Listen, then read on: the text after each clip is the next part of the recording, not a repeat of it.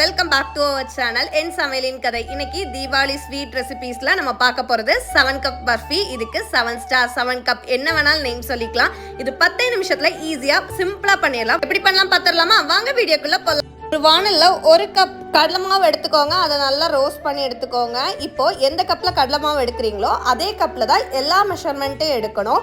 இப்போ நான் 2 கப் தேங்காய் சேர்த்துருக்கேன். நீங்கள் 1 கப் தேங்காய் சேர்த்தாலும் ஓகே தான். தேங்காய் சேர்க்க டேஸ்ட்டு செம்மையாக இருக்கும். இது பர்ஃபி மாதிரியும் இருக்கும், மைசூர் பாக் மாதிரியும் இருக்கும். இப்போ நான் அதே கப்பில் 1 கப் பால் சேர்த்துருக்கேன். இப்போ எல்லாத்தையும் சேர்த்து ஒரு மிக்ஸ் பண்ணிக்கோங்க.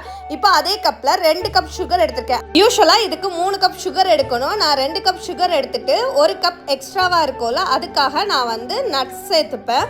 இப்போ 1 கப் நல்லா உருகுன நெய்யை வந்து சேர்த்துக்கோங்க. இப்போ 1 கப் ஃபுல்லாகவே நிலக்கடலை, பாதாம், அப்புறம் கொஞ்சமாக கேஷ்யூ, இது எல்லாமே 3மே சமமான ரேஷியோவில் எடுத்து நல்லா கிரைண்ட் பண்ணி எடுத்திருக்கேன். கொஞ்சம் திட்டாக எடுத்துக்கோங்க, நல்லா பொடியாக வைக்கிற வேண்டாம். அப்போ தான் நம்ம கடித்து சாப்பிடும் போது நல்லா க்ரன்ச்சியாக இருக்கும். இப்போ எல்லாமே சேர்த்து நல்லா கிளறி விடுங்க.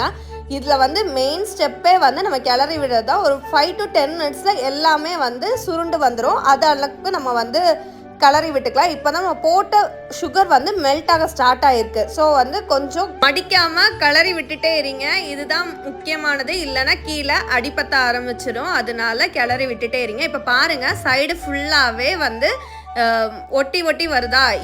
இந்த டைம் தான் வந்து நம்மளுக்கு வந்து இறுக ஆரம்பிக்க ஸ்டேஜ்.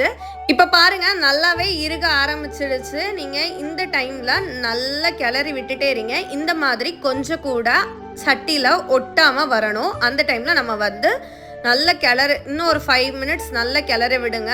இதுக்கு முன்னாடி உள்ள ஸ்டேஜ்ல நீங்க எடுத்துட்டீங்கன்னா தட்டில் போட்டு வைக்கும் போது அது வந்து பீஸ் போட முடியாது. உங்களுக்கு ஸ்வீட்டுக்கு மெயினே பக்குவம் தான். கரெக்டான பக்குவத்தில் நீங்கள் எடுத்தால் மட்டும்தான் பீஸ் போடும் போது கரெக்டாக இருக்கும். இப்போ நெய் தடவின ஒரு பிளேட்டில் ட்ரான்ஸ்ஃபர் பண்ணிவிட்டு ஒரு ஸ்பூனை வச்சு நல்லா அமுத்தி விட்டுக்கோங்க. இந்த மாதிரி அப்போ தான் நம்மளுக்கு வந்து மேலே வந்து பாலிஷாக இருக்கும். ஒரு 10 to 15 மினிட்ஸ் ஆயிருக்கும். நான் பீஸ் போட ஸ்டார்ட் பண்ணிடுறேன். அப்படி இல்லைன்னா நம்மளுக்கு வந்து அந்த பீஸ் போடுறதுக்கு கரெக்டாக வராது, நல்லா கட்டியாக ஆரம்பிச்சிடுறோம். இப்போ நம்ம இந்த மாதிரி உங்களுக்கு தேவையான ஷேப்புக்கு நீங்கள் வந்து கட் பண்ணி எடுத்துக்கோங்க.